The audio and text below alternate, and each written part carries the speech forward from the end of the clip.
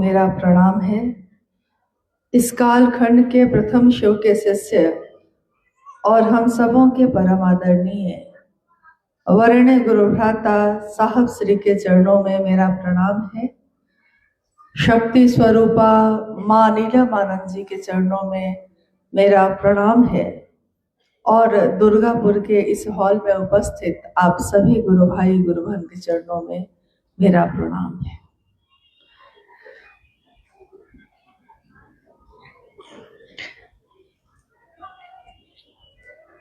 मेरा सौभाग्य है कि अपने गुरु शिव के लिए गुरु कार्य की व्याप्ति और ज्यादा कैसे हो, इसके निमित्त आप सभी गुरु भाई गुरु बहनों के द्वारा आयोजित इस संगोष्ठी में भाग लेने का मौका मिला है। और आज सुबह से ये कार्यक्रम शिव शिष्यों की संगोष्ठी चल रही है। पूरा वर्धमान और खासकर पश्चिमी वर्धमान में सालों से शिव गुरु कार्य चल रहा है। शिव के गुरु स्वरूप से हमारा आपका जुड़ाव भी है। हम अपने जीवन में, दैनिक जीवन में बहुत सारे काम करते हैं। हर काम का एक परिणाम होता है। कोई भी काम अकारण नहीं होता, बिना परिणाम का नहीं होता। परिणाम चाहे अच्छे हों, परिणाम चाहे बुरे हों, लेकिन जो भी हम करते हैं इस जीवन में, इस शरीर के द्वारा, हमारे मन के द्वारा, उसका परिणाम भी हमको लेना ही पड़ता है। जो किया है वो तो पाएंगे ही। शिव के गुरु स्वरूप की जो व्याप्ति आज पूरी दुनिया में है, इसके मूल कारण इस कालखंड में शिव के शिष्य साहब हरिंद्रानंद जी हैं। शिव की पूजा हजारों वर्षों से होती आई है, प्राचीन समय से होती आई है। शिव के अनेक स्वरूप की पूजा होती आई है। सामान्य जनमानस, सामान्य लोग अलग अलग रूपों से भी शिव से अपना जुड़ाव रखे हुए हैं, पूजा करते हैं, मनोकामना की पूर्ति होती है। शिव के कुछ शिष्य और प्रशिष्य ऐसे हुए जिनका जिक्र इतिहास करता है, शास्त्र करते हैं। बीच के समय में शास्त्र भी मौन है, चुप है। किसी को नहीं पता कि बीच के समय में शिव के शिष्य हुए या नहीं हुए। आपने साहब श्री से भी सुना होगा कि कुछ शिष्य और प्रशिष्य, लगभग 112, जिसका जिक्र शास्त्रों के द्वारा आया।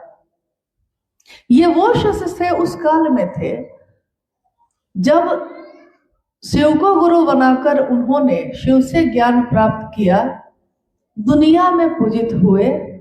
शिव शरीर में तो कहीं दिखते नहीं है, तो जो शरीर में दिखता है, हमारा आपका स्वभाव होता है उसके प्रति आकर्षित होने का, उससे जुड़ाव स्थापित करने का। शिव के जितने भी शिष्य हुए उसमें अगस्त्य, दधीची, बाबा कीनाराम, ऐसे कितने नाम आए।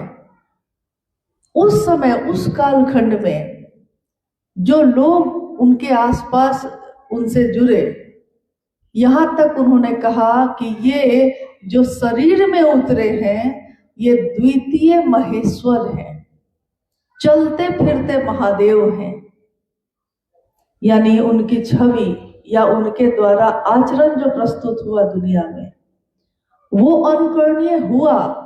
लेकिन न जाने क्यों किसी ने भी शिव से सीधे हमारा जुड़ाव हो सकता है, ये बात सामान्य जगत के लोगों को नहीं बताई। कारण ये भी हो सकता है कि इसी कालखंड में जो काम होना था, जब जो तय होता है काम उसी समय होता है। माली सींचे 100 घरा, ऋतु आए फल हो। जब ऋतु होगा तो फल तो तभी होगा। और क्योंकि ये गुरु कार्य का विस्तार शिव के एक शिष्य, जिनको हम साहब हरिंद्रानंद जी कहते हैं, उनके द्वारा होना था, इसलिए भी इस कालखंड में उस बालक का जन्म होता है 31 अक्टूबर 1948। आज जिस समय हम और आप ये संगोष्ठी कर रहे हैं अपने गुरु कार्य के लिए, इस समय भारत देश बहुत ही विपरीत परिस्थितियों से गुजर रहा है। और जब साहब हरिंद्रानंद जी का जन्म हुआ था, उस समय भी तुरंत भारत आजाद हुआ था बरसों की गुलामी से। और इस आजादी को बचाने के लिए आज भी भारत देश के सीमा पे हमारे सैनिक लड़ रहे हैं।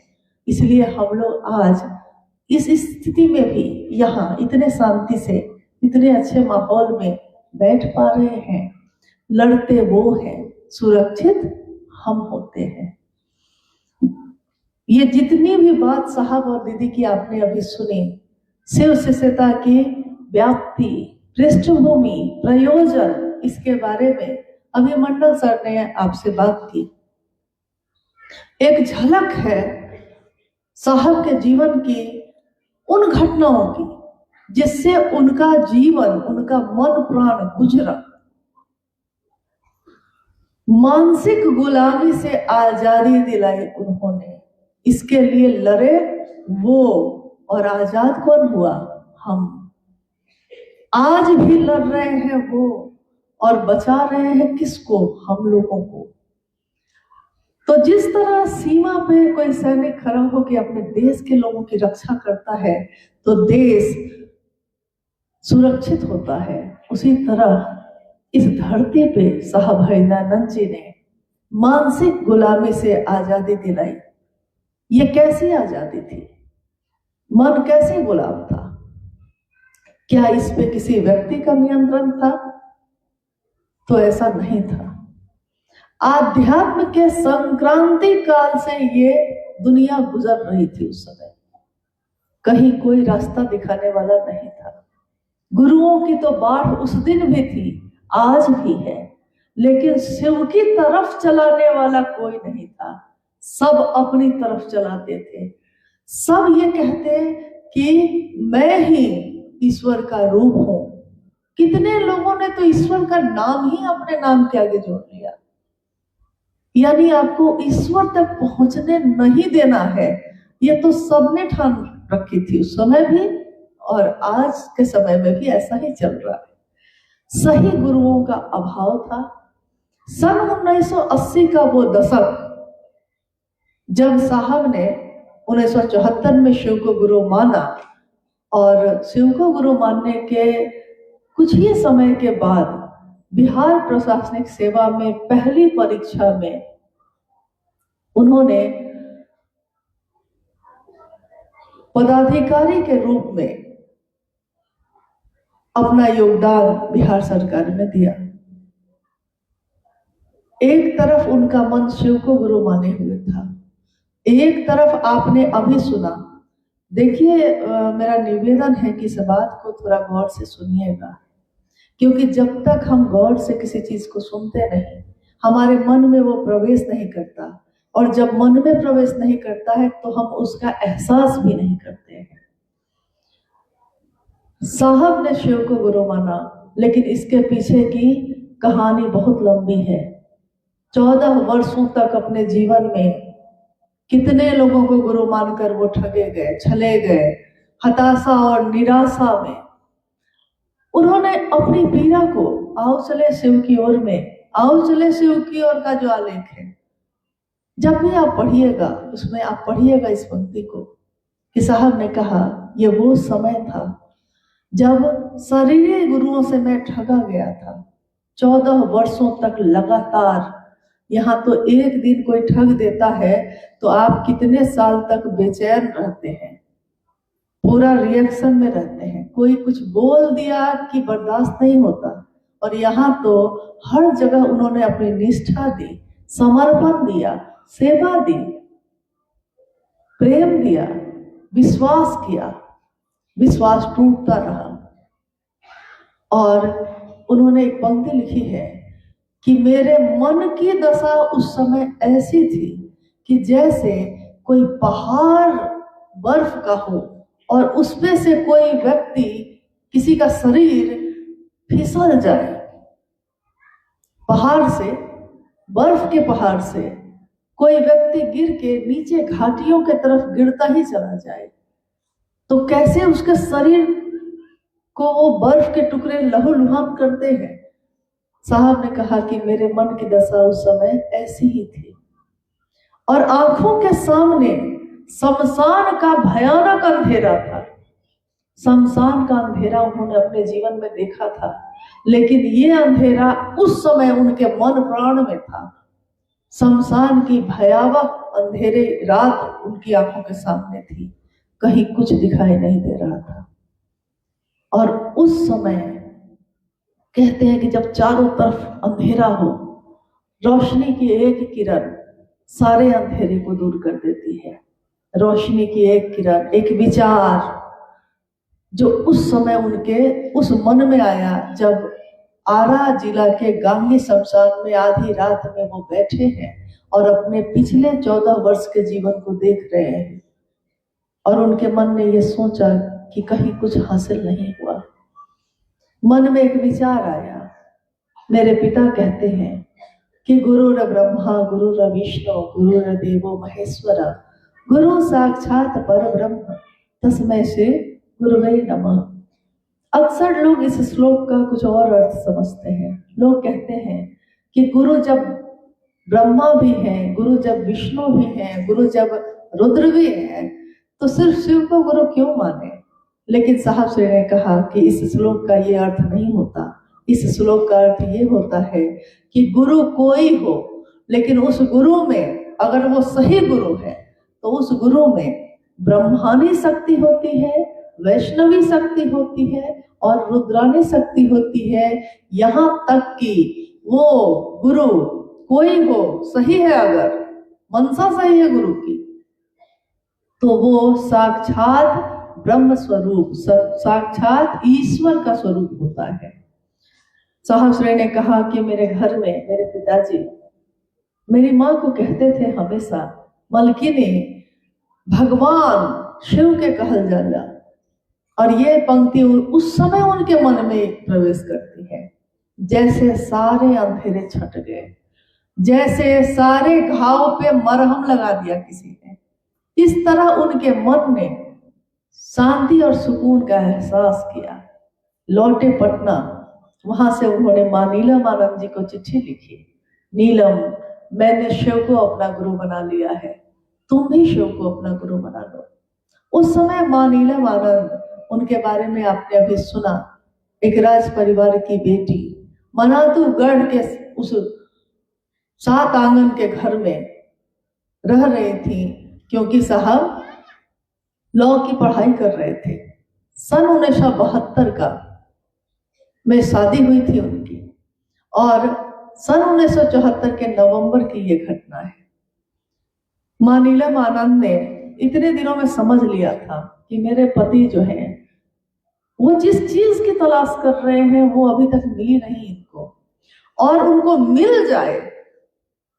यहाँ सिर्फ पत्नी का मामला नहीं है, यहाँ सिर्फ पति का मामला नहीं है, मिल जाए इसकी प्रार्थना में वो रत थी लगातार। जिस दिन ये मिला तो उनके मन ने भी शांति का अनुभव किया। चलिए, मिला तो, ठौर तो मिला, एक जगह तो मिली। और उसके बाद लॉ की पढ़ाई पूरी हुई, बिहार प्रशासनिक पद पे गए वो, परिवार को लेकर फिर पाटन आए, पाटन से फिर मधेपुरा गए। आपने सुना सन 1982 में जब मधेपुरा में ये घटना जो हुई प्रसाद चढ़ाने की, अभी आपने सुना है, जहां दया का एहसास हुआ, नमः शिवाय मंत्र का एहसास हुआ 1975 में, 1986 में आकाशवाणी आई। ये सारी घटनाएं होती चली गई। जैसे कोई, अक्सर साहब ये बोले कि लगता है जैसे कोई फिल्म मेरी आंखों के सामने से गुजर रहा है, जैसे कोई दृश्य गुजर रहा है। इसीलिए आओ चले शिव की ओर आलेख जब उन्होंने लिखना शुरू किया तो सबसे पहली पंक्ति उन्होंने लिखी कि बाजे चाहे अतफाल है दुनिया मेरे आगे, होता है सब रोज तमाशा मेरे आगे। ये पूरी दुनिया बच्चों के खेलने के मैदान जैसी है। हर आदमी अपना अपना चरित्र उस पे निभा रहा है। कोई रोता है, कोई हंसता है, कोई खेलता है, कोई रूठता है, कोई लड़ता है, कोई प्रेम करता है। हर आदमी अपने अपने अनुसार दिख रहा है हमको। मैं शिव को लेकर बैठा हूँ, लेकिन कोई शिव को लेने नहीं आता। मैं शिव देना चाहता हूँ, मैं शिव लेना चाहता हूँ। न कोई लेने आता है, न कोई देने आता है। मैं शिव की बात करने वाला हूँ। लेकिन लगातार उस संक्रांति काल से लोगों को निकालने के लिए उन्होंने एक अथक, एक दुरूह काम शुरू किया। जीवन है उनका, ये हम सबके लिए सीखने की बात है। ऐसा जीवन है उनका कि जैसे पानी से भरा हुआ टब हो और तेल की एक बूंद उस पे डाल दीजिए आप। पानी में ही तो है वो तेल की एक बूंद, लेकिन न पानी में डूबती है और न पानी का प्रभाव उस पे है तो पानी में ही। इस जीवन में रहते हुए भी जीवन में रहिए, दुनिया में रहिए, लेकिन दुनिया के होके मत रह जाइएगा, ये कहा उन्होंने। तो हम जब ये कहते हैं कि शिव को गुरु बनाकर आदमी भटक जाएगा या उसका लौकिक जीवन प्रभावित होगा, तो ये आचरण से उन्होंने सिखाया कि ऐसा नहीं होता है। आप अपने जीवन को चलाने के लिए सुंदर तरीके से अपनी नौकरी भी कर सकते हैं, व्यापार भी कर सकते हैं, अपने काम को कर सकते हैं, दैनिक जीवन को जी सकते हैं, लेकिन इन सारी चीजों में जीते हुए भी आपका मन उस एक तेल की बूंद की तरह तैरता रहता है, महादेव की तरफ, महादेव के भाव से भरा हुआ। ये 3 सूत्र जो साहब के द्वारा निरूपित हुए, इन 3 सूत्रों का प्रभाव हमारे मन पे ऐसा होता है कि वो हमको हर संकीर्णता से बाहर निकाल देता है। सुबह से ये बात हो रही है, कल भी हम लोग आए, पूरा दुर्गापुर का क्षेत्र या पूरा पश्चिम वर्धमान ही कहिए गुरु कार्य से ओतप्रोत है, इसमें कोई शक नहीं। हम में से बैठे हुए आज यहाँ लगभग सभी लोग अच्छे मन से महादेव का काम कर रहे हैं। अधिकांश लोग अच्छे मन से कर रहे हैं। आप इक्का दुक्का की बात कीजिएगा तो इक्का दुक्का की कोई विसात नहीं होती है।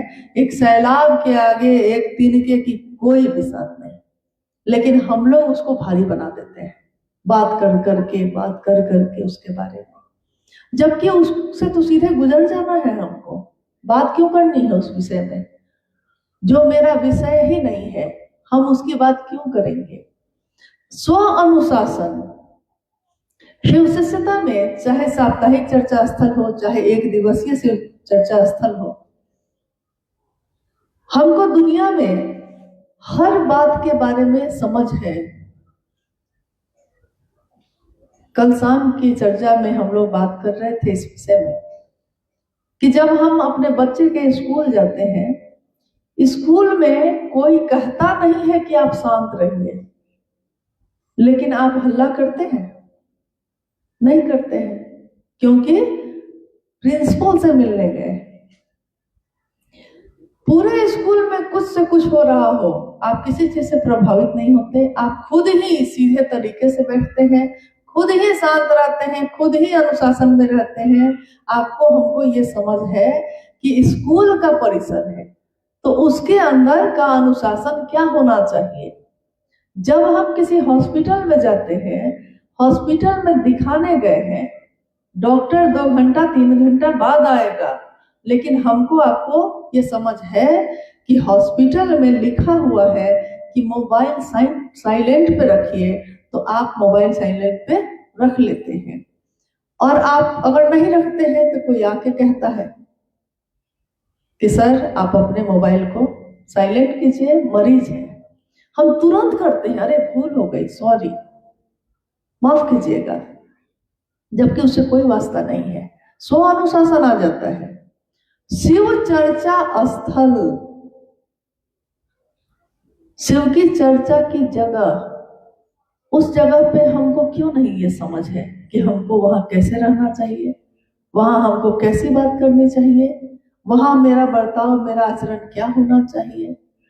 गुरु का मंच है, चादर बिछाया हुआ ही है, मान लीजिए यहाँ तो फिर भी मंच बना हुआ है, चादर एक बिछाई है आपने, लेकिन आपके मन ने उस स्थान को गुरु मंच का नाम दिया है कि नहीं। कोई माइक लेके बैठता है गुरु की बात करने के लिए, वो स्थल ही है गुरु की बात करने के लिए, यहाँ और किसी की बात नहीं हो सकती, यहाँ सिर्फ शिव के गुरु चर्चा हो सकती है।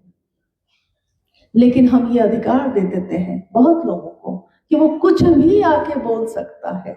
ये अधिकार नहीं है किसी को कि वो कुछ भी बोल सकता है, वो शिव की बात कर सकता है, लेकिन अपनी अपनी व्यक्तिगत खुन्नस निकालने का वो मंच नहीं है। ये अनुशासन तो हमको खुद में समझना चाहिए। हमारे आसपास की दुनिया ये देखती है कि हम शिव की चर्चा जो करने वाले लोग हैं, शिव का शिष्य जो बनकर हम चल रहे हैं, हमारी पहचान दुनिया में क्या होती जा रही है, क्या होती चली गई। साहब ने एक बार पूछा, उपवन में हम लोग बैठे थे, कुछ गुरु भाई गुरु बहन मिलने आए थे, उन्होंने पूछा गुरु बहनों से, जो कह रही थी कि हम लोग अक्सर किसी न किसी गांव में जाते हैं या शहरी क्षेत्र में भी जाते हैं। साहब ने पूछा उनसे कि तुम लोग जब जाती हो तो लोग तुम लोग को देख के क्या कहते हैं। बहुत अच्छे मन से उन्होंने पूछा, लोग तुम लोग को देख के क्या कहते हैं। कहते होंगे कि शिव की बात करने वाले लोग आए हैं। और गुरु बहनों ने भी हंसते हंसते उत्तर दिया, हाँ साहब कहते हैं कि शिव चर्चा वाले आए हैं। ये शब्द सुनते ही जैसे साहब का चेहरा, उसकी रंगत ही बदल गई। उन्होंने कहा, शिव चर्चा वाले, मैंने तो तुमको शिव का शिष्य बनाना चाहा। एक मामूली छोटा से छोटा गुरु भी अगर शरीर में भी है और उसका शिष्य भी अगर गुजरता है, लोग कहते हैं अमुक गुरु के शिष्य जा रहे हैं। धरती पे इतने गुरु हुए, उनके शिष्य जो हुए, उनको देखकर, उनके भाव भंगिमा को, उनके प्रेम भरे भजन को सुन के, उनके आचरण को सुन के लोग कहते हैं, अरे ये अमुक गुरु के शिष्य जा रहे हैं। और मैंने तो जगत गुरु शिव से जोड़ा है। लोग आपको हमको देखकर ये क्यों नहीं कहते कि शिव के शिष्य जा रहे हैं, कितने शांत जा रहे हैं, क्या सौम्यता है, क्या आचरण है, कितना बदल गया इसका जीवन। जो दिन रात कलह करता था अपने घर में, ये शिव की बात करते करते अब इतना शांत है कि कोई कुछ बोलता भी है तो उलट के बोलने की इच्छा खत्म हो गई। नहीं बोलना है, ना कोई जवाब देना है, ना कोई शिकायत करनी है, क्योंकि अगर मालूम हो जाए कि जीवन किसी भी पल खत्म हो सकता है तो शिकायत करने का समय है आपके मेरे पास।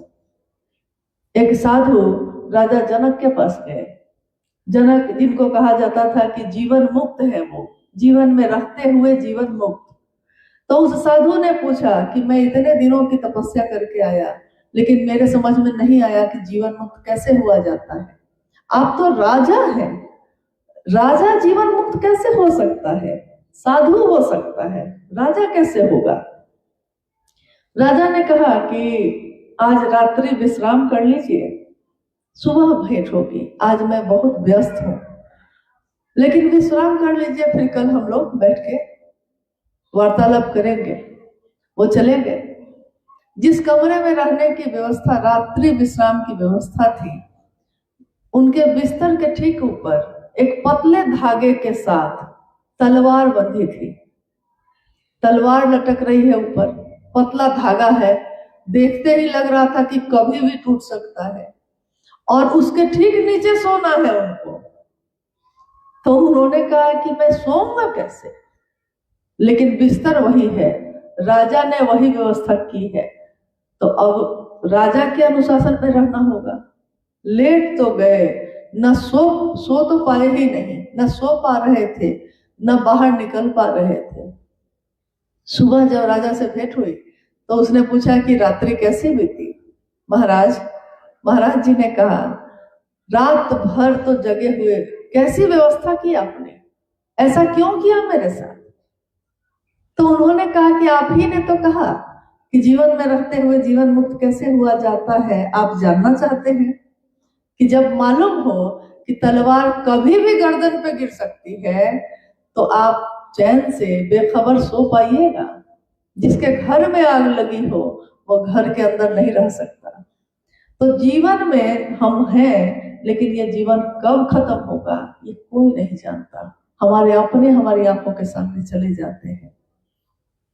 शमशान वैराग्य पैदा होता है, लेकिन जैसे ही शमशान से बाहर हुए सारा वैराग्य खत्म। इतना ही बार साहब ने कहा कि जीवन में रह तो रहे हैं आप, इस जीवन को सुंदर तो बनाइए। इंसान का जीवन मिला है, सबसे सुंदर गुरु है महादेव, सबसे बड़े गुरु है महादेव, उनको अपना गुरु बनाइए।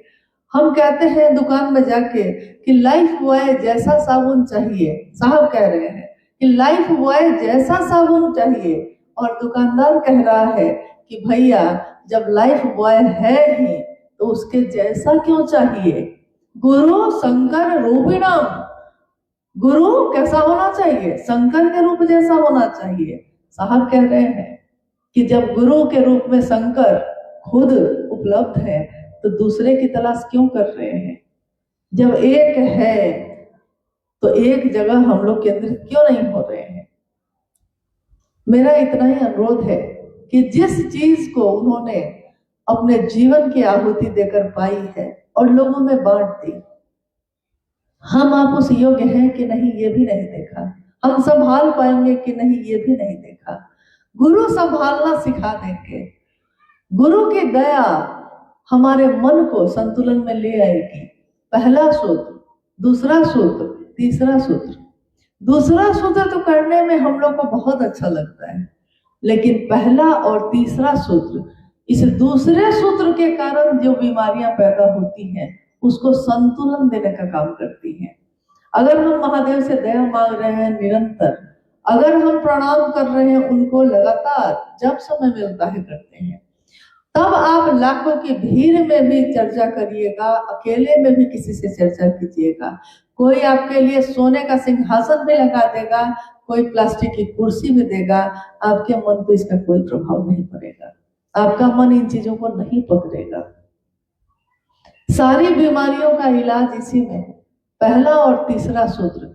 दूसरे सूत्र में जिसमें पूरी दुनिया है, तो दुनिया की अच्छी चीजें भी होंगी और दुनिया की विपरीत चीज भी तो होगी। सम्मान है तो अपमान भी है, पवित्र है तो अपवित्र भी है, स्थिति है तो परिस्थिति भी है। लेना ही पड़ेगा, जो दिया है सो तो लेना ही पड़ेगा।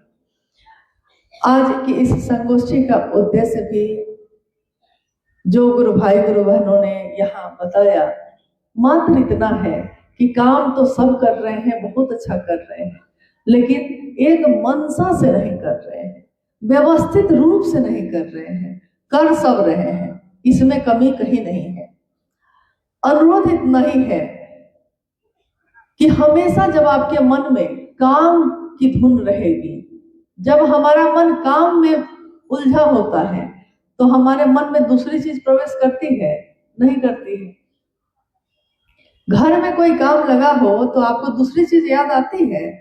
हम कोई काम कर रहे हो, आप जब ऑफिस में बैठे हैं काम कर रहे हैं, तो उस समय आपको दूसरी चीज याद भी आएगी तो आप अपने मन से हटा देते हैं, क्योंकि अगर ध्यान वहां एकाग्र नहीं कीजिएगा तो एक अगर अंक इधर से उधर हो गया तो अर्थ से अनर्थ हो जाएगा। रोटी तक बनाते समय हम लोग का ध्यान उसी पे रहता है। नहीं तो कभी कभी ऐसा हुआ है कि रोटी के जगह पे हाथ ही रख दिया है हमने, गलती से ध्यान उतर गया, ध्यान भटक गया, तो ये भी कर दिया है। तो कम से कम शिव भाव में इतना भर तो हम कर सकते हैं कि एक मनसा से साथ मिलके साथ मिलके चलने का अर्थ ये नहीं होता है कि हम लोग जितने लोग बैठे हैं चलिए सब एक साथ बाहर हुजूम की तरह निकल जाते हैं, ऐसा नहीं है। हम अलग अलग जगह पे रहने वाले लोग हैं, लेकिन हमारा मन, हमारा उद्देश्य तो एक हो सकता है। पूरी धरती पे कोई बात हो रही है, लेकिन हमारा आपका उद्देश्य अगर एक होगा तो कहीं संघर्ष है, कहीं संघर्ष नहीं है। साहब ने जब भी महादेव की बात देनी चाहिए, उन्होंने कहा, एक बार हम लोग सब बैठे थे तो उन्होंने कहा कि मैं जितना भर आज तक बता पाया लोगों को, अध्यात्म एक पूरी दुनिया है, अध्यात्म एक पूरी दुनिया है, लेकिन अभी मैंने सिर्फ अध्यात्म का अ बताया है। अभी तो ध य त म सब बाकी है, लेकिन अ ही कहा था कि लोग मेरे पास से उठ के चले गए कि समझ गए साहब, समझ गए। इतनी ही ना बात है कि महादेव को अपना गुरु मानना, तीनों सूत्र करना, शिव का शिष्य बनना, इतनी ही तो बात है। अब आपकी क्या जरूरत? कहते हैं कि मतलब निकल गया तो पहचानते नहीं, वो जा रहे हैं ऐसे जैसे जानते नहीं। मतलब महादेव की बात समझ गए, अब हम खुद करेंगे। अब लोग जाने कि हम ही साहब हैं, अब लोग जाने कि हम ही ये हैं। ये ऐसी एक बात है, एक ऐसी पीड़ा जो साहब को असंख्य जगहों से मिली। उन्होंने कहा कि अभी तो बहुत सारी चीजें बाकी ही थी। उसी पे हंसते हंसते उन्होंने कहा कि एक बार क्या हुआ कि हवाई जहाज तो उड़ा लिया, लेकिन उतारेंगे कैसे ये तो जाना ही नहीं।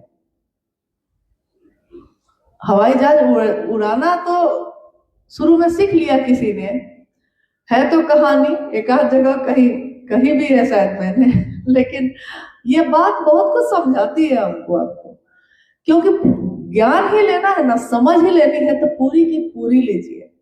अधकचरा ज्ञान तो और खतरनाक होता है, और ज्ञान के कांटे, अज्ञान को ज्ञान के कांटे से निकाला जाता है, लेकिन दोनों फेंक दिए जाते हैं। एक दिन हुआ यह कि एक व्यक्ति, है तो ये कहानी ही है, तो घटना ही, लेकिन ये बताती है हमको कुछ। एक व्यक्ति ने हमेशा पायलट बनने का सपना देखा। मैं पायलट बनूंगा, हवाई जहाज उड़ाऊंगा, सीधे शब्द में कहिए तो हवाई जहाज का ड्राइवर, मैं पायलट बनूंगा। नहीं बन सका, कुछ गरीबी या कुछ लाचारी, परिस्थिति वैसी नहीं बनी, नहीं हो गई, उतर गया तो वो चढ़ा तो किसी यात्री की किताब छूट गई होगी, उस पर लिखा हुआ था ऊपर, एक दिन में हवाई जहाज कैसे उड़ाए, एक दिन में हवाई जहाज कैसे उड़ाए, इसको सीखिए।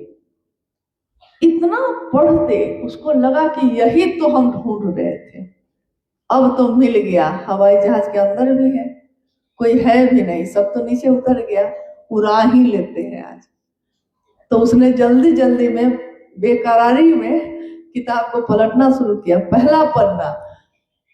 और उस दिन साहब के कहने पे हम लोग कितना हंसे थे। साहब ने कहा पहला पन्ना, लाल बटन दबाइए तो हवाई जहाज स्टार्ट हो जाएगा। उसने तुरंत लाल बटन दबाया, दबाने के बाद दूसरा पन्ना देखा, दूसरे पन्ने में था कि हरा बटन दबाइए तो टेक ऑफ करेगा, हवा में उड़ जाएगा। बिना कुछ सोचे उसने हरा बटन भी दबाया, सोचना ही नहीं है इसमें, सोचना क्या, एक दिन में तो सीख ही लेना है। हवाई जहाज हवा में है। फिर लिखा है तीसरा पन्ना, पीला बटन दबाइए तो हवाई जहाज अब सीधे उड़ेगा, पीला बटन दबाया। अब उसने पीला बटन दबाने के बाद जब हवाई जहाज हवा में आ गया, चलने लगा, दौड़ने लगा, उड़ने लगा, तब उसने सोचा कि अब आराम से बैठ के देखते हैं पन्ना सबको। तो चौथा पन्ना पे लिखा था, इसके आगे की जानकारी के लिए किताब नंबर 2 लीजिए। अब उसने सोचा कि अब क्या उतारेंगे कैसे हम। तो साहब ने कहा कि खुद ही को कर बुलंद, इतना उसने सोच, चढ़ा वो जैसे तैसे, उड़ा वो जैसे तैसे, अब खुदा खुद उससे पूछता है कि बता तू उतरेगा कैसे।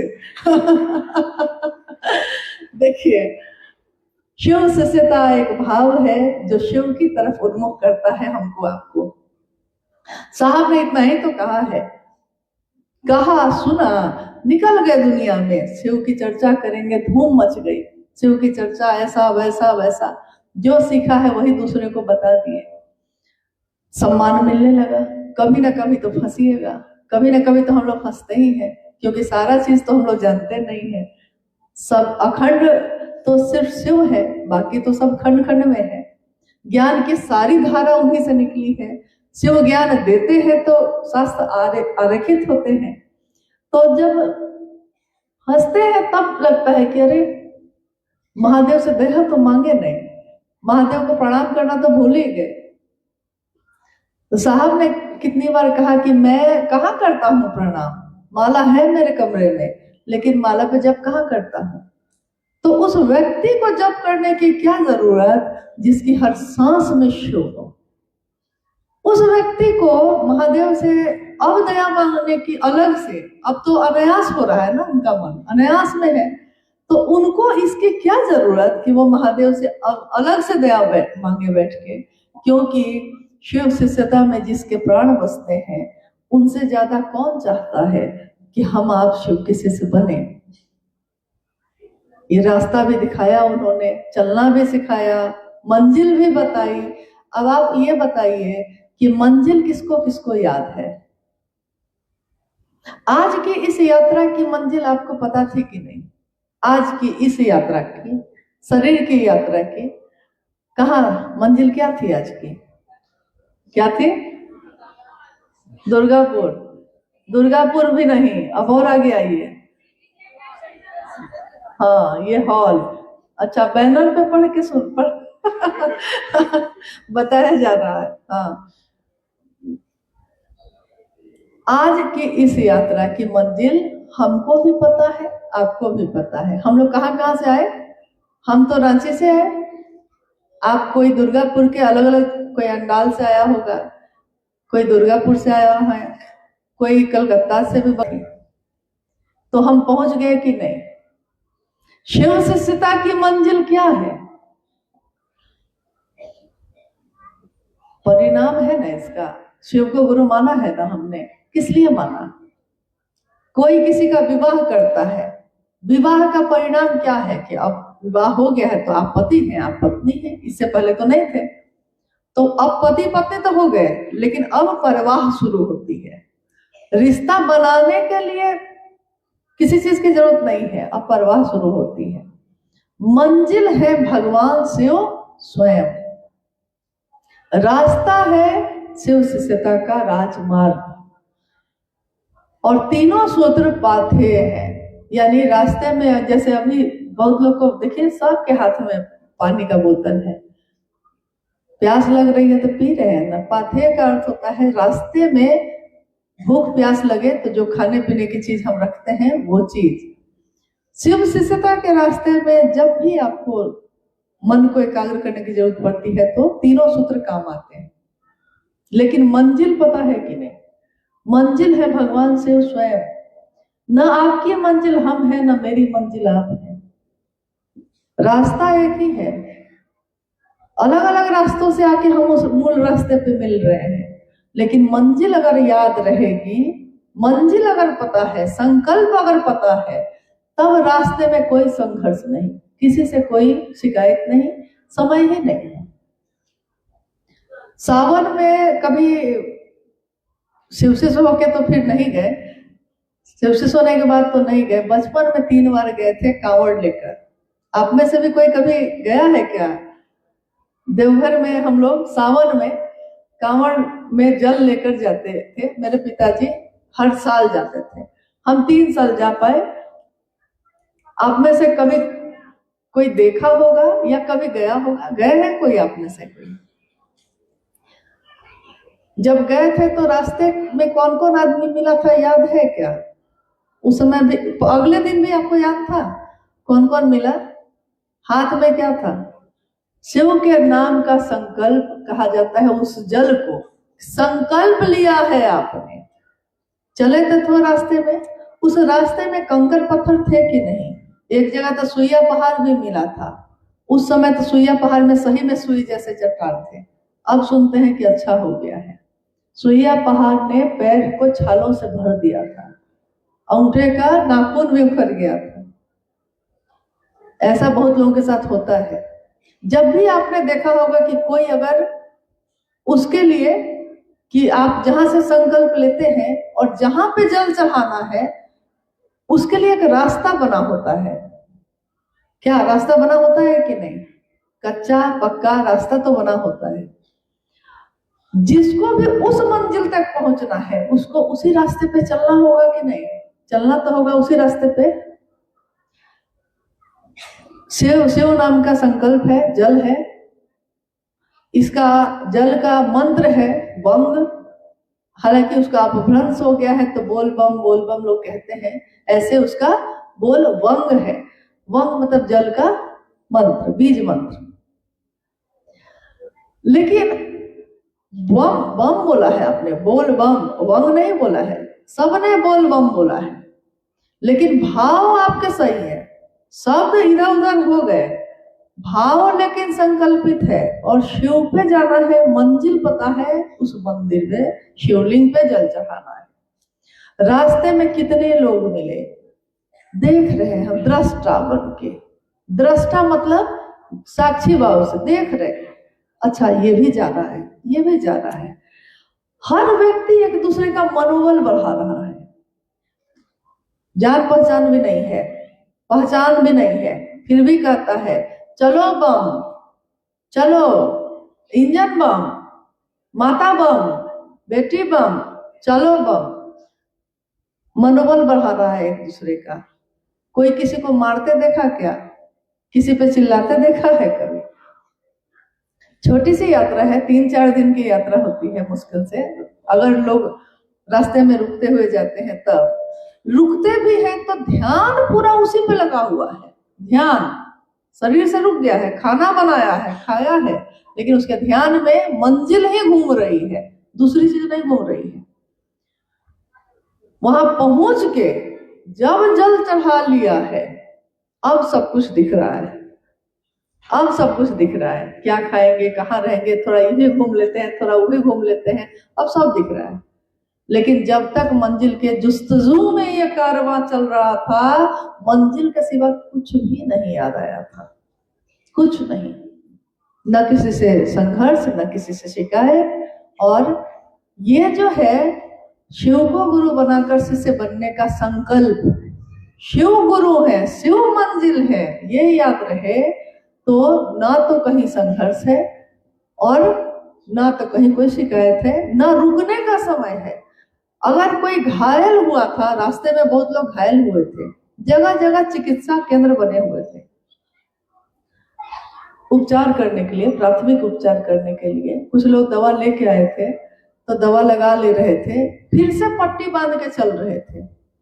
यानी कि जो उस रास्ते पे है, एक जिज्ञासा का उत्तर दीजिएगा मुझको।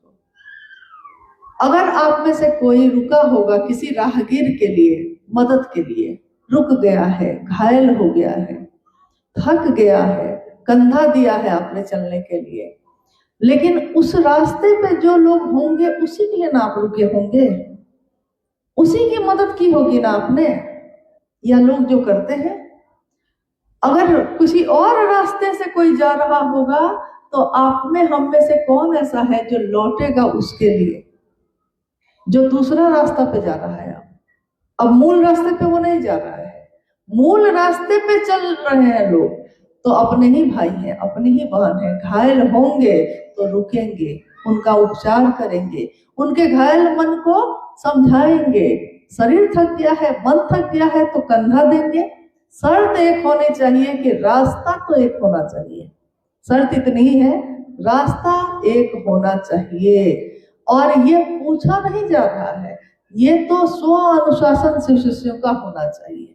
जैसे उसको सब चीजों के बारे में पता है, उसको ये भी पता है कि हमको शिव शिष्यता में क्या करना चाहिए। भजन बज रहे थे, शायद आपको अच्छा लग रहा होगा, लेकिन लगता है कि कितना जल्द भजन अब खत्म हो कि बात कर सके, हम बात कर सके, इसलिए कि बहुत कीमती समय है आपका भी और मेरा भी। हर वो चीज बेशकीमती है जिसको पैसे से नहीं खरीदा जा सकता। पानी को पैसे से खरीद सकते हैं, खरीद सकते हैं। अभी आप कहिएगा कि बोतल में तो मिलता है, खरीद लेंगे, लेकिन क्या आप पानी की कीमत लगा सकते हैं? नहीं लगा सकते। मिट्टी की, अग्नि की, हवा की, आकाश की, सांस की, जीवन की, ये जो समय अभी का है, इसकी क्या कीमत है? हॉल की कीमत है। हॉल को बुक करने के लिए कीमत लगी है, लेकिन आपका जो समय है, मेरा जो समय है, ये बेशकीमती चीज है जिसकी कोई कीमत ना आप मुझको दे सकते हैं, ना मैं आपको दे सकती हूँ। और साहब श्री ने बंगाल की ही संगोष्ठी हुई थी शाखा मैदान में। आप में से कुछ लोग 29 अक्टूबर को हुई थी, आप में से कोई उस संगोष्ठी में शामिल हुआ था? आप में से कोई? साहब के द्वारा ये कार्यक्रम 3 दिनों का ये कार्यक्रम शाखा मैदान में था। 29 अक्टूबर सन 1916 2016। आप में से कोई उसमें शामिल हुए थे? आप लोग शामिल हुए थे ना? आप लोग कोई इधर शामिल हुए थे? साहब ने बंगाल के, पूरे बंगाल से 3000 लोग उस संगोष्ठी में शामिल हुए थे।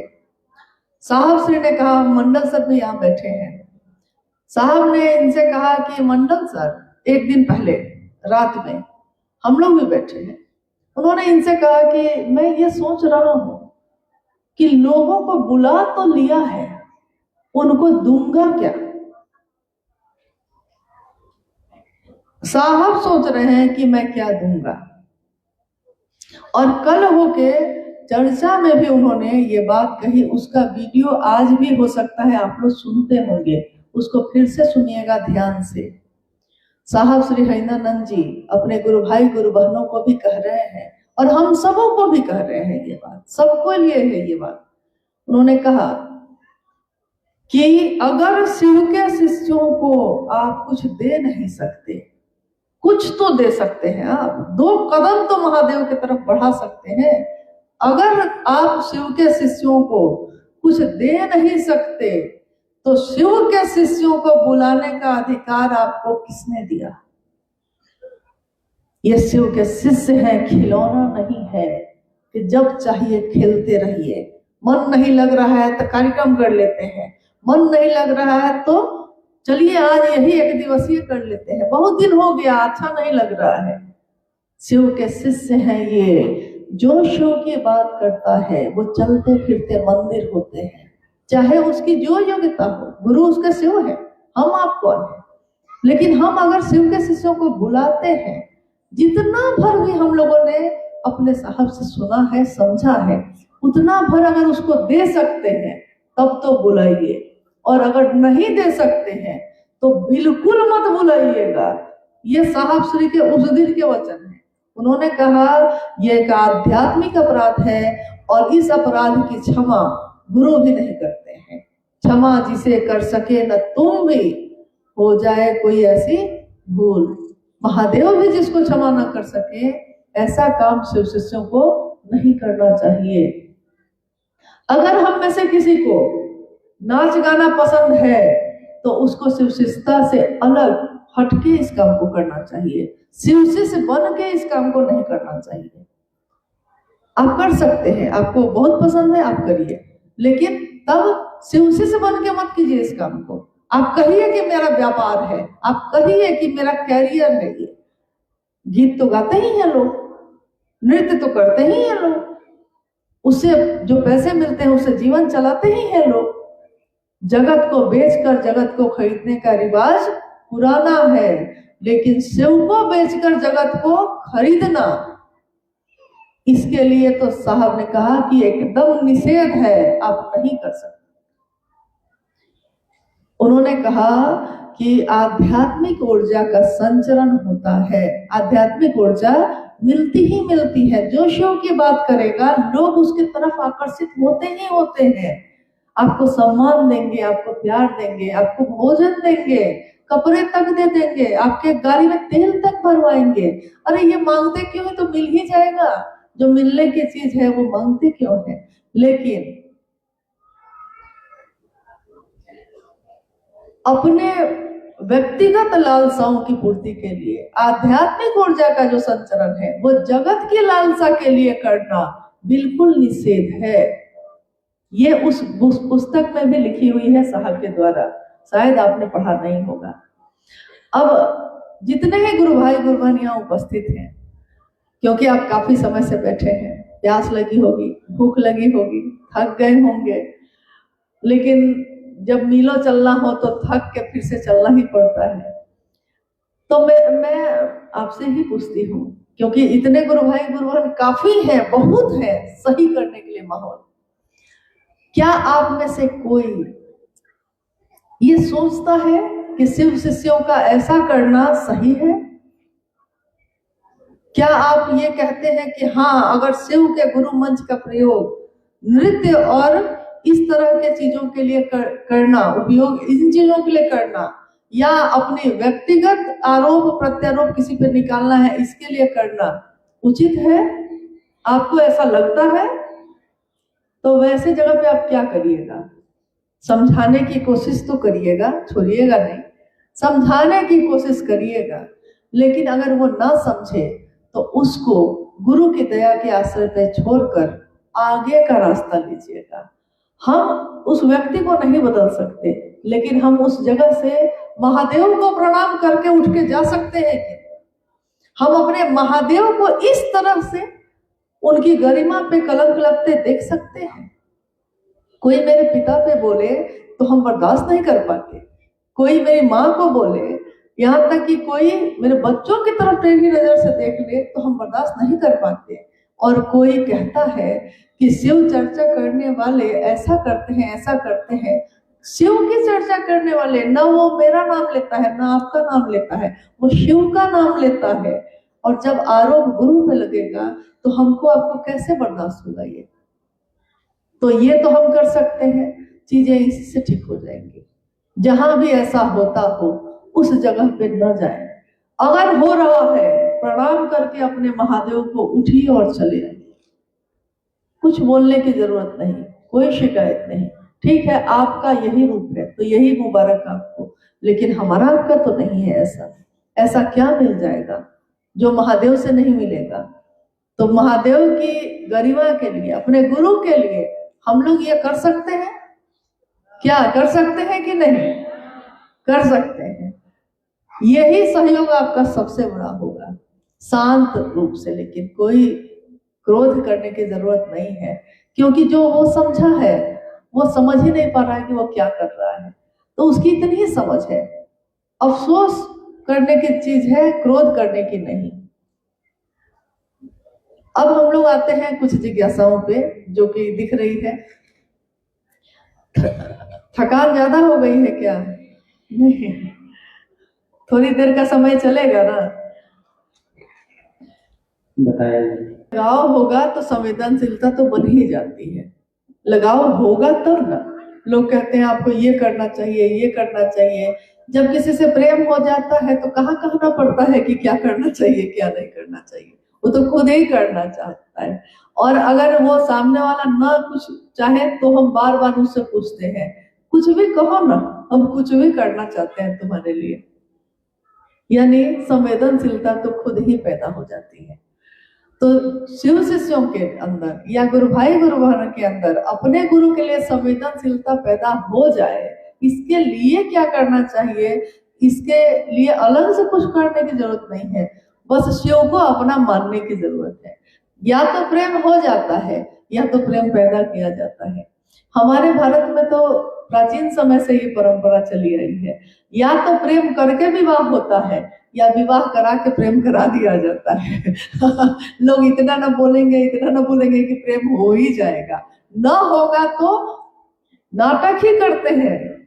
नाटक करते करते भी असल बन जाता है, नकल करते करते भी असल बन जाता है। लेकिन वही है कि असल की खुशबू तो अलग होती ही है, नकली की तो अलग होगी।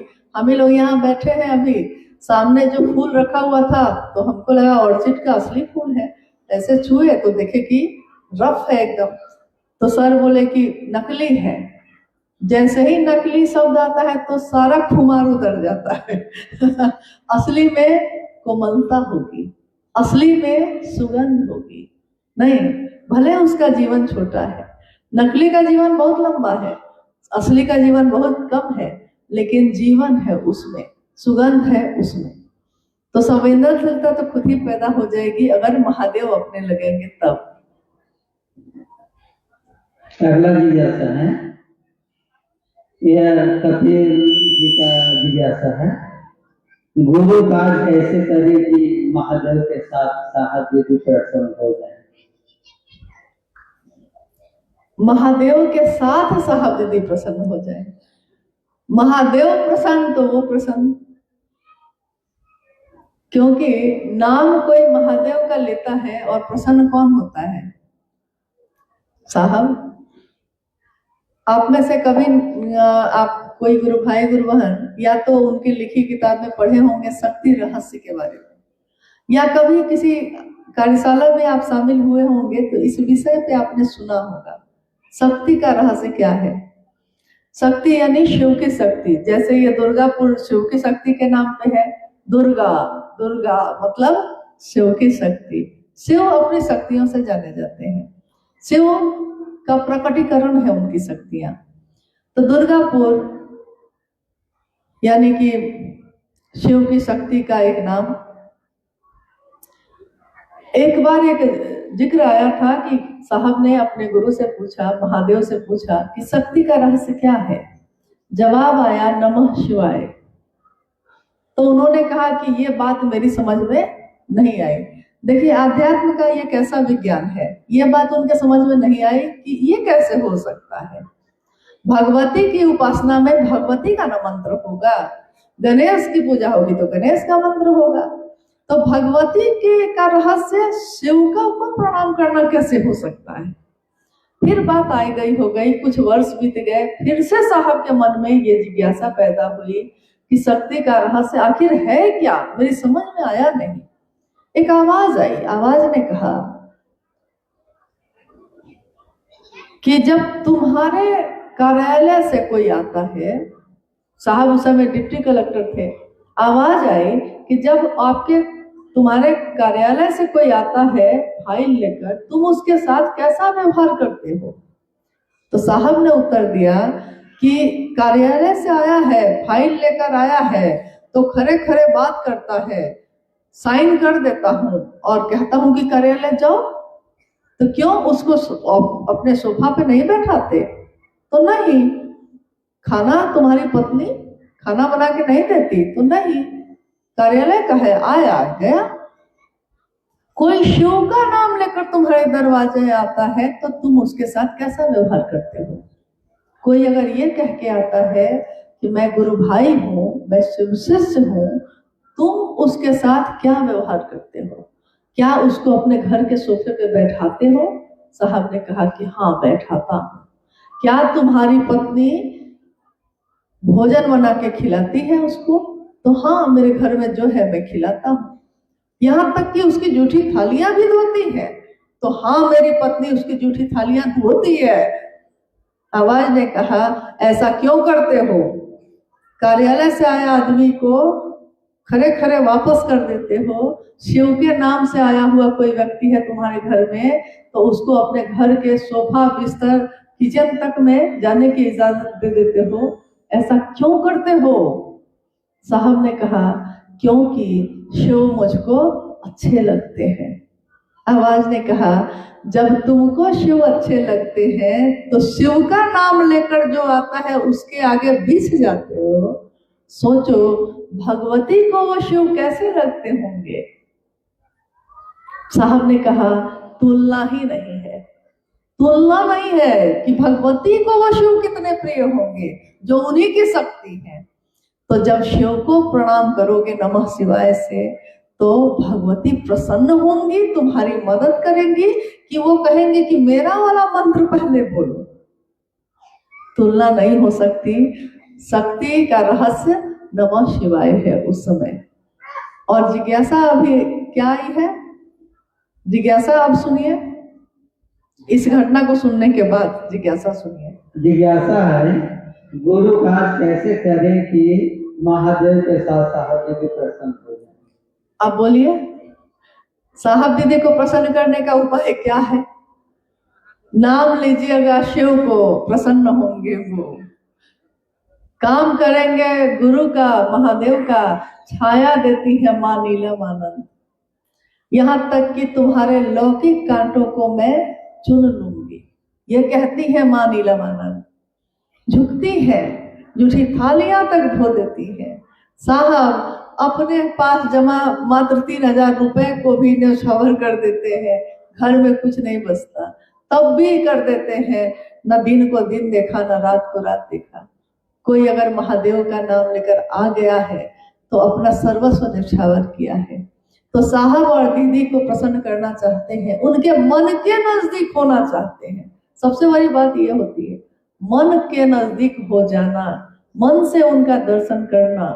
और मन के नजदीक होने का एक ही तरीका है, उन्होंने जैसा कहा है उसके अनुसार महादेव को करना का काम करना, उनके अनुसार, मेरे और आपके अनुसार नहीं, उनकी चाहत के अनुरूप, मेरी आपकी चाहत के अनुरूप नहीं, तब तो कुछ बचेगा ही नहीं। इस रास्ते पे चलने के लिए तो हम लोग को यही करना होगा।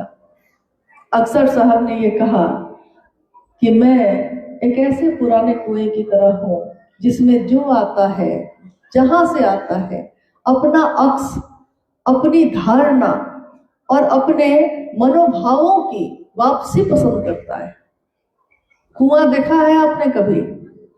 आप में से कुआं किसी ने देखा है? कुआं भी कम होता जा रहा है, भारी फेरा है। कुआं देखा है आपने कभी? देखा है। बाप रे, धीरे धीरे तीसरी बार पूछने पे कह रहे हैं। कुआं में अगर झांक पानी भरा है, अगर पुराना कुआं है, चौड़ा है, पानी भरा हुआ है, उसमें झांकिए तो, झुक कर देखिए तो उस पानी में क्या दिखाई देगा? मेरा ही चेहरा, जो झांक के देख रहा है उसी का चेहरा। आवाज दीजिए, ओ आवाज दीजिए तो उस कुएं में लौटेगा क्या? मेरी ही आवाज।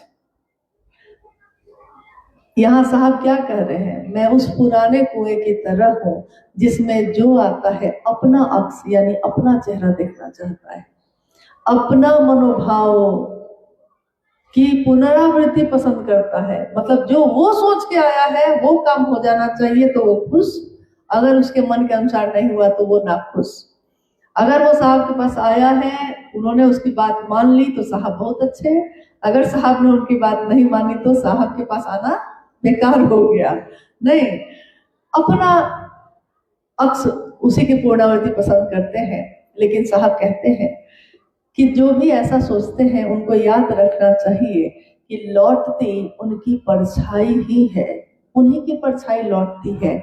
मैं अपने अंदर जो शिव भाव है उससे आपके जीवन की प्यास बुझा सकता हूँ, उस कुएं के पानी से जीवन की प्यास बुझ सकती है, लेकिन कोई उस कुएं के पानी से अपनी प्यास नहीं बुझाना चाहता। सब अपनी ही बात लेके आते हैं, कोई उसकी बात नहीं सुनना चाहता, कोई उसकी आवाज नहीं सुनना चाहता। शायद इस धराधाम से जाने तक मैं पुराना कुआं ही रहूंगा। ये साहब के वाक्य है। इस वाक्य में, इस बोलने में, इस लिखने में पीरा ही पीरा है, पुकार ही पुकार है। और ये पुकार उस पंक्ति में बदलती है, ढल जाती है, जिसमें उन्होंने कहा आओ चले शिव की ओर। चलो, कुछ रखा नहीं है दुनिया में। आज जो अपना है कल पराया हो जाता है, आज जो सुख देता है कल दुख देने लगता है। कहाँ कांटों में फंसे हो, कहाँ इसमें फंसे हो यार, चलो शिव की ओर। तो साहब को, दीदी को प्रसन्न करने का एक ही तरीका है कि हम उनके अनुसार काम करें। गुरु की दया, इस पंक्ति को आपने सुना होगा, सबने सुना है कि गुरु की दया गुरु आदेशित अनुसार करने भर से मिलती है। सुना है आपने इस पंक्ति को? बहुत बार सुना होगा, चर्चाओं में, किताबों में पढ़ा होगा। गुरु की दया। लेकिन जब हम कहते हैं कि गुरु का काम क्यों नहीं करते, तो लोग कहते हैं कि गुरु की दया होगी तब ना करेंगे। लेकिन साहब कह रहे हैं कि गुरु की दया गुरु आदेशित अनुसार करने भर से मिलती है। गुरु के अनुसार करने भर से मिलती है, मतलब उनके अनुसार करिएगा तब ना दया मिलेगी। उसी पे कल हम लोग इस पे बोल रहे थे कि एक बार एक व्यक्ति आए साहब के पास, उन्होंने कहा मेरी संतान नहीं है, मेरी बहुत चाहत है कि हमको संतान हो। साहब ने पूछा कि कितना दिन हो गई शादी को, शादी हुए कितना दिन हो गया? तो उसने कहा शादी तो मैंने सोचा है कि मैं करूंगा ही नहीं। तो साहब ने कहा शादी तो कर ले भाई, संतान होने का दे भी दूं, मान लीजिए दे ही दूं, शादी ही नहीं करूंगा सोच के बैठे हैं आप। तो बात क्या है कि गुरु का काम नहीं करूंगा, दया मिल जानी चाहिए। गुरु की दया मिलेगी ही वही काम करने से। तो महादेव का काम करेंगे तो गुरु की दया मिलेगी, इसी काम के लिए मिलेगी, इसी भाव के लिए मिलेगी। अगला जिज्ञासा है संतोष जी का है, शिव गुरु शिष्टा में गुरु भाइयों के बीच मतभेद क्यों? कोई मतभेद तो हमको नहीं दिखा। झूठ मूठ का रगड़ा होता है, कोई मतभेद नहीं है। अगर मतभेद होता तो फिर दोबारा मिलता। झगड़ा भी करते हैं तुम्ही से और मिलते भी हैं तुम्ही से। नहीं, कहाँ कोई मतभेद दिखता है। जिस बारे में बात कीजिएगा मन में वही बात घर कर जाती है। जब प्रेम की बात करिएगा तो सिर्फ प्रेम याद रहेगा। मतभेद इतना करिएगा कि फिर मतभेद ही याद रहेगा, प्रेम नहीं याद रहेगा। तो जो बात, जो शब्द मेरे मन को शिव की तरफ से हटा के कहीं और ले जाएगा, हम लोगों को वो बात करनी चाहिए कि नहीं करनी चाहिए? हमको करनी ही नहीं है। मतभेद पे हमको कोई बात नहीं करनी है, आपको करनी है करिए, क्योंकि आपके पास मतभेद पे बात करने का समय है और मेरे पास मेरे गुरु महादेव और साहब दीदी के आशीर्वाद से प्रेम करने के लिए समय है, प्रेम करने की बात करने का समय है, शिव शिष्टता में चलने का समय है, एक दूसरे को सहारा देने का समय है। और बिना किसी उम्मीद के, हो सकता है वो फिर मुझसे कभी मिले भी नहीं, लेकिन मेरा मन तो खुश होगा कि मैंने किसी के लिए तो कुछ अच्छा किया महादेव की तरफ चलने में। भले वो मुझको समझे ना समझे, उसके ऊपर मेरा बस नहीं, लेकिन अपने ऊपर तो मेरा बस है। दुनिया नहीं बदल सकती, लेकिन हम तो बदल सकते हैं। नजर बदलो तो नजारे बदल जाते हैं, नजर बदलो नजारे बदल जाते हैं। बहुत गर्मी है बाहर, लेकिन जिसका जिसका मन खुश होगा उसको इस गर्मी का असर हो रहा है। लेकिन अगर बारिश हो रही हो, मौसम एकदम ठंडा हो, सावन की रिमझिम बारिश हो रही हो और मन आपका उदास हो, कितना भी सुंदर मौसम हो, मन की उदासी उस मौसम को भी खराब कर देती है।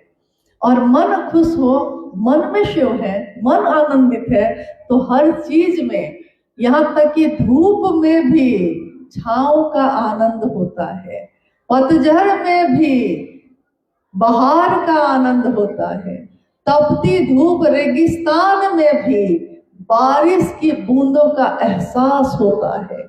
शिव की बात करने वालों को अपने जीवन में हर जगह शिव का आभास होता है।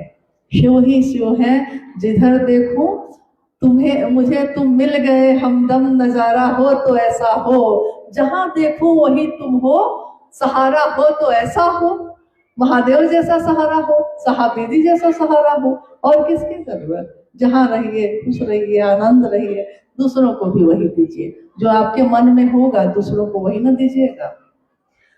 चलिए अंतिम प्रश्न करिए, क्योंकि ये भाई पवन जी का एक जिज्ञासा है कि एक को जानो एक को मानो, इस संदेश से मेरे साहब श्री क्या समझाना चाहते हैं, कृपया समझाने का प्रयास किया जाए।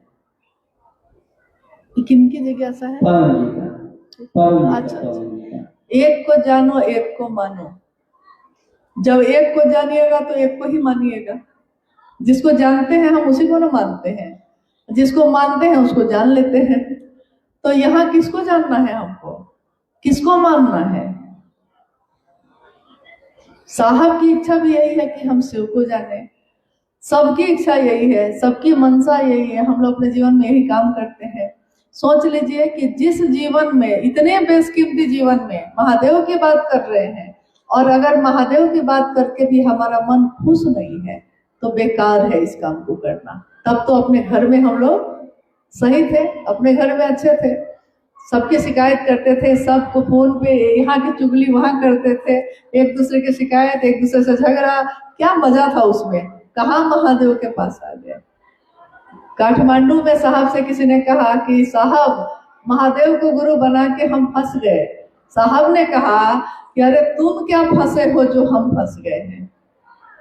नहीं, क्या हो गया है, क्या हुआ गुरुवान को? अच्छा, आप लोग बहुत शांति बना के रखिए। नहीं ठीक है, ऐसे भी समय भी हो गया है और मेरा इतना ही निवेदन है, अनुरोध भी है कि ठीक है, बोलिए। ठीक है, एक जिज्ञासा और है, उस पर भी बात कर लेते हैं हम लोग। शिव चर्चा के नाम पर लोग चंदा उठाकर जो बचता है खुद रख लेते हैं, इसका लोगों के जीवन पर क्या असर होगा? अब लीजिए।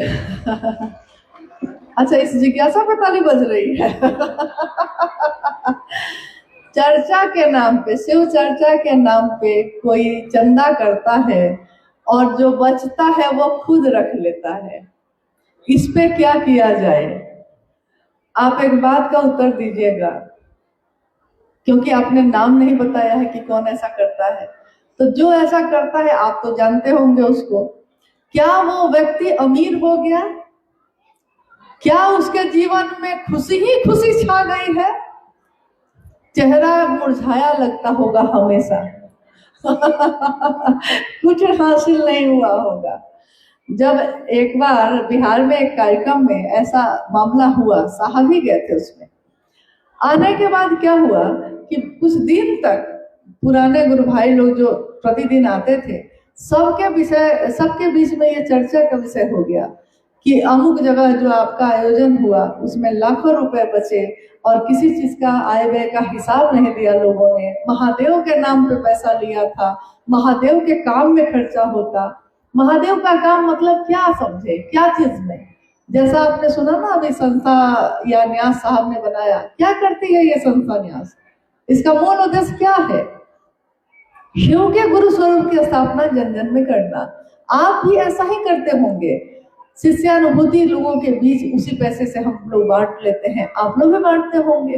3 सूत्र का कार्ड बांटते हैं, स्टिकर बांटते हैं, लोगों को समझाते हैं, इस पे ऑटो बुक करके जाते हैं। महादेव का काम अगर बढ़ाते हैं, सब अपना पैसा लगा के बढ़ाते हैं, तो इसका परिणाम वो होता है कि पूरा दिन उसके आगे भी जो जीवन है सब आह्लाद में बीतता है, खुशी में, किसी बात का तनाव नहीं, किसी बात की चिंता नहीं। मेरे गुरु के लिए मैंने एक ईंट ही लगाई है इस इमारत में, लेकिन ये ईंट मेरी है जो लगी है।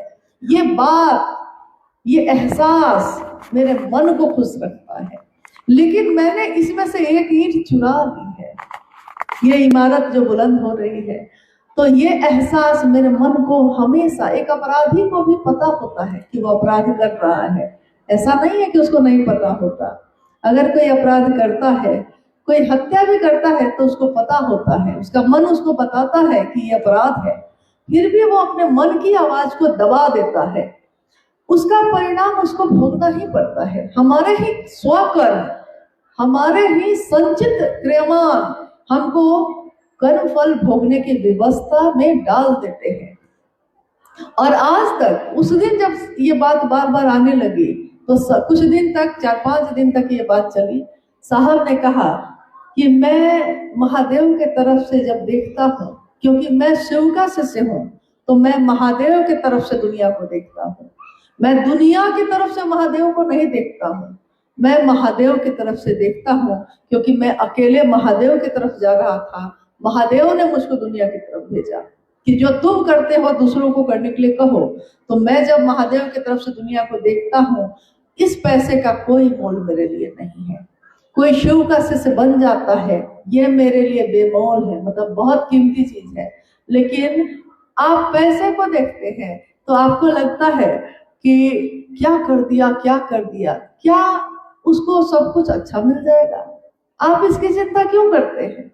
जो जैसा पाएगा, जो जैसा करेगा वैसा पाएगा, आप क्यों चिंता कर रहे हैं? हरिनानंद ने कभी चिंता नहीं की इस बात की, कौन मुझको छोड़ेगा, कौन मेरे साथ चलेगा, मेरा महादेव मेरे साथ है, कौन मुझसे छल करेगा, कौन ना करेगा, मेरे महादेव ने छल नहीं किया कभी, कौन मुझको अपना मानेगा, कौन मुझको पराया मानेगा, मेरे महादेव ने मुझको कभी पराया नहीं समझा। उन्होंने जितना अपना समझा उतना तो मैंने भी उनको अपना नहीं समझा।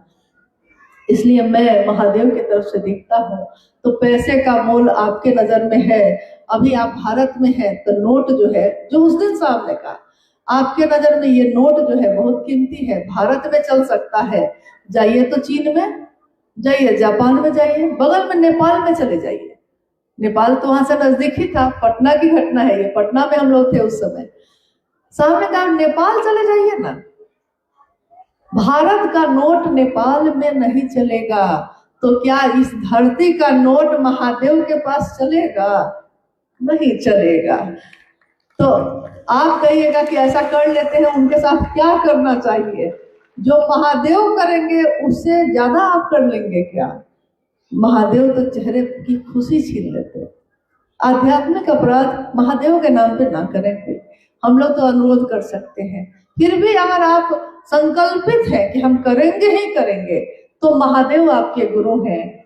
आप विभ्रमित हैं तो गुरु भी वही है, आपके भ्रम को, आपकी चेतना में रोशनी को वही ला सकते हैं। हमारे आपके अंदर ये सामर्थ्य नहीं है। इससे भी लेकर के तो इनकी जिज्ञासा खत्म ही नहीं होती है। जैसे कि कुछ गुरु भाई गुरु बहन शिव अंश के रूप में 50 रुपया जमा करते थे, वो भी अभी कम हो गया। कुछ लोगों ने मना कर दिया कि अब कम देना। उसकी मतलब, इसका मतलब के बारे में समझें। अच्छा एक बात बताइए, जिज्ञासा जो है आप समझ गए कि जिज्ञासा को दोबारा बोले? दोबारा बोले? नहीं समझ गए? जिज्ञासा ये है, फिर से बोल देते हैं, ठीक से बोल देते हैं। जिज्ञासा ये है कि क्या शिव गुरु कार्य को बढ़ाने के निमित्त एक संस्था शिवशिष्य परिवार, 2 न्यास, वैश्विक शिवशिष्य परिवार, शिवशिष्य हरिनानंद फाउंडेशन, इन 3 चीजों की स्थापना स्वयं साहब श्री ने की थी। और उन्होंने इन तीनों के मूल उद्देश्य को बनाया था, शिव के गुरु स्वरूप की स्थापना जन जन में करना।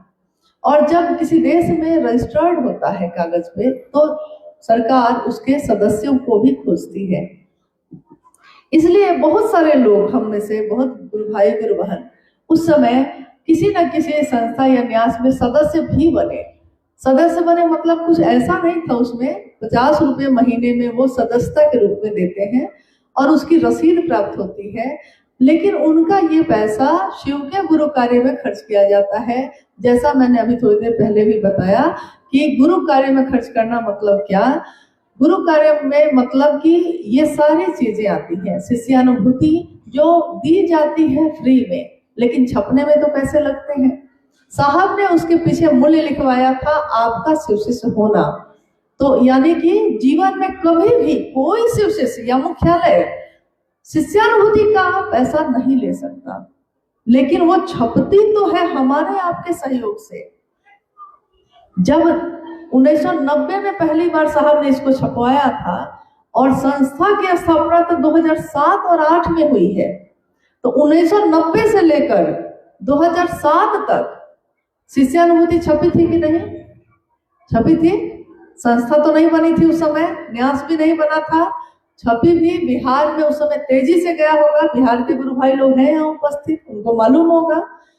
साहब और दीदी ने अपने उसी छोटे से अमाउंट, छोटा सा जो पैसा का हिस्सा था, उसमें कटौती कर करके और कुछ जो गुरु भाई लोग थे वहां या गुरु बहन लोग थी जो साहब के पास आया जाया करते, तो सबके सहयोग से शिष्यानुभूति छपवाई जाती थी।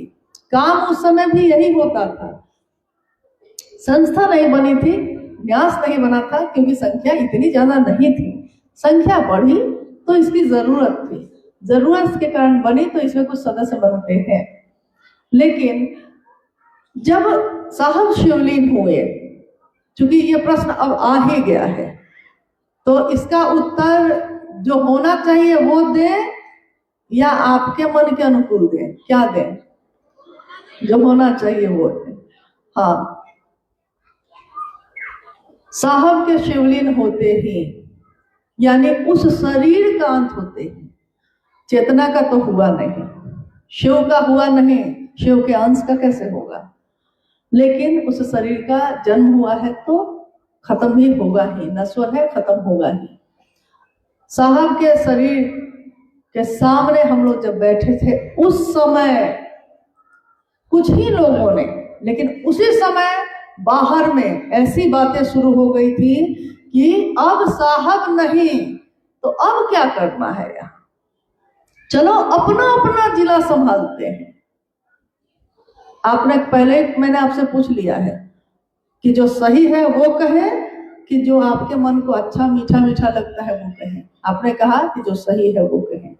आज तक मैंने इस विषय में कहीं कोई बात नहीं की है। आपने सुना भी होगा, कभी चर्चाओं को सुनते हैं आप, आपने कभी नहीं सुना होगा कि मैंने कभी भी स्पष्ट रूप से इस बात को कहा है। लेकिन आज दुर्गापुर है ना, माँ की शक्ति का स्थल, आपने पूछा है तो उसका जवाब भी दे रहे हैं। साहब के शिवलिंग होते ही बाहर कुछ चुने हुए लोगों ने ये कहा, अब गए, अब बुढ़ाऊ गए, अब हम लोग काम आएंगे।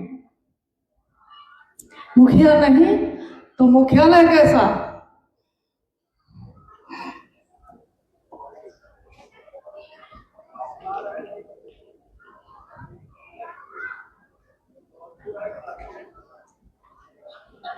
ये वो लोग थे जिनको माँ नीलम आनंद ने रोटियां खिलाई थी, अपना नमक खिलाया था, अपने घर में अपने बच्चों का पेट काट कर उनकी पूर्ति की थी। ये कोई नए लोग नहीं थे, क्योंकि नए लोग कोई ऐसा नहीं बोल रहे थे, सबकी आंखों में आंसू थे।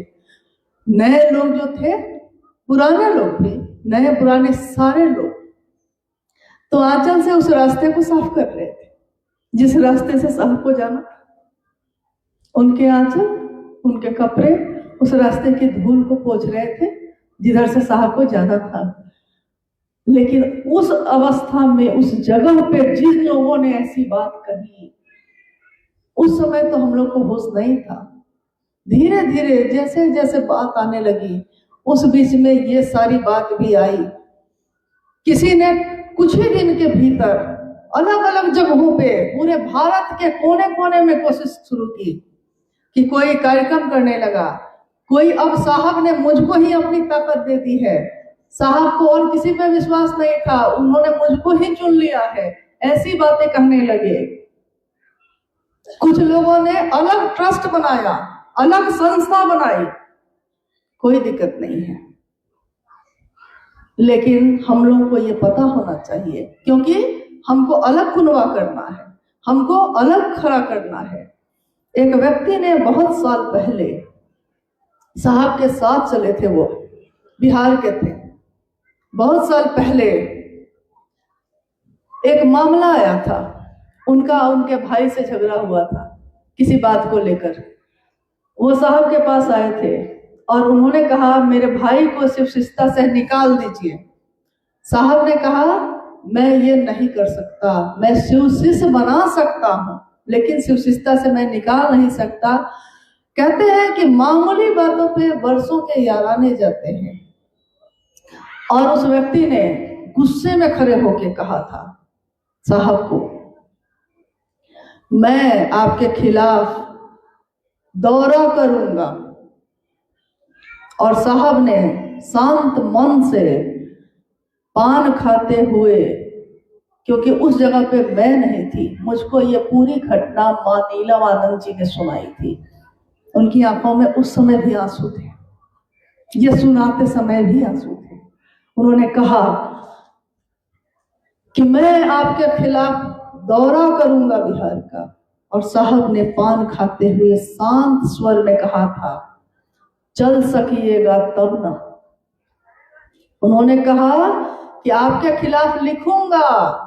साहब ने कहा, लिख सकिएगा तब ना। मैं माइक से बोलूंगा, बोल सकिएगा तब ना। लेकिन साहब ने कहा, लेकिन एक मित्र होने के नाते, एक शुभचिंतक होने के नाते मैं ये कहता हूं कि आप जरूर इस काम को करिएगा। और वो व्यक्ति निकल गए। कुछ दिनों में पता चला पूरा शरीर लकवाग्रस्त होकर बिस्तर पे पड़ा है। साहब ने कहा कि मैंने कुछ नहीं किया है, सच्चाई ये है कि मैंने कुछ नहीं कहा है, कुछ किया ही नहीं मैंने सिर्फ महादेव को कह दिया कि आप देखिएगा। मैं महादेव के नाम पे किसी से समझौता नहीं कर सकता। मैं शिवशक्ति से इसलिए किसी को निकाल दूं क्योंकि आपका झगड़ा हो गया, ये मैं कैसे कर सकता। एक वो भी समय था। फिर बाद में साहब ने कहा लेकिन अब मैं ये भी नहीं करूंगा, क्योंकि अगर किसी दिन मैंने ये किया तो लोग कहेंगे कि जो हरिदानंद जी से दुश्मनी मोल लेता है वो उसकी मौत हो जाती है, वो किसी काम का नहीं होता। इसलिए मैं ये आरोप अपने ऊपर नहीं लूंगा। मैं आज के बाद कोई इस तरह के काम करेगा या कुछ करेगा महादेव के दया पे छोड़ दूंगा। मैं अपना मूल काम करूंगा और किसी चीज पे ध्यान नहीं दूंगा। उसके बाद तरह तरह के भ्रम, तरह तरह के आरोप, ऐसी घृणित बात जिसकी कल्पना आप नहीं कर सकते लोगों के बीच रखी गई, क्योंकि सबकी मनसा ये हो गई कि अगर हम मुख्यालय से आपको काटेंगे तब ना अपने पीछे घुमाएंगे। मुख्यालय से काटने का एक ही तरीका है कि इतनी शिकायत उसकी कर दो कि आदमी जाए ही नहीं। जाएगा तो सच्चाई उसको समझ में आ जाएगी, जाए ही नहीं। जब झूठ ही बोलना है तो कुछ भी बोलिएगा, जब किसी पे आरोप ही लगाना है तो कुछ भी लगाइएगा। लेकिन साहब ने हमेशा यही कहा कि अपने काम को करिए। समय, आपका काम, आपका आचरण ये बताएगा कौन सही है कौन गलत है। और ये याद रखिएगा कि मूल धारा के साथ जो बहता है, जो चलता है, वो अपनी मंजिल में पहुंचता है। और जो मूल धारा से अलग होता है, अलग अस्तित्व खड़ा करने की कोशिश करता है, वो उसके परखच्चे उड़ जाते हैं। आपको कुछ करने की जरूरत नहीं इसके लिए। तो आज जो प्रश्न अभी आया है, उस समय ये सारी बातें भी फैलाई गई कि अब साहब नहीं है तो मुख्यालय को पैसे क्यों दिए जाए, अब साहब नहीं है तो सदस्य क्यों बने जाए। और हम लोग आज पूछते हैं आपसे कि क्या उस समय हम में से किसी ने साहब को पैसे दिए थे? क्या हमने साहब को पैसे दिए थे उस समय? क्या हमारे पैसे से साहब का भोजन चलता था? उन्होंने तो ये भी कहा कि अपने जीवन को चलाने के लिए काम करना और महादेव का व्यापार मत करना, जो उन्होंने खुद किया। उन्होंने तो 10 बजे से 6 बजे तक कार्यालय का काम किया। 2008 में 31 अक्टूबर को वो रिटायर्ड हुए। उन्होंने सबको यही सिखाया। इसलिए अपने जीवन को चलाने के लिए भी हम लोग काम करते हैं, चाहे उनकी संतान हो, चाहे उनके गुरु भाई गुरु बहन हो, सब अपने परिवार को चलाने के लिए काम करते हैं। लेकिन इसके लिए आपको जानना होगा कि आखिर उनकी संतान क्या काम करती है, क्योंकि भ्रम तो यही फैलाया गया है कि वही लोग कर रहे होंगे ऐसे, वही लोग कर रहे होंगे ऐसे, और क्या। लेकिन क्या आप जानते भी हैं कि उनके बच्चे क्या करते हैं अपने जीवन को चलाने के लिए? क्योंकि उनका जीवन 2007 के बाद तो शुरू नहीं हुआ ना, उससे पहले से शुरू है। तो पहले चीज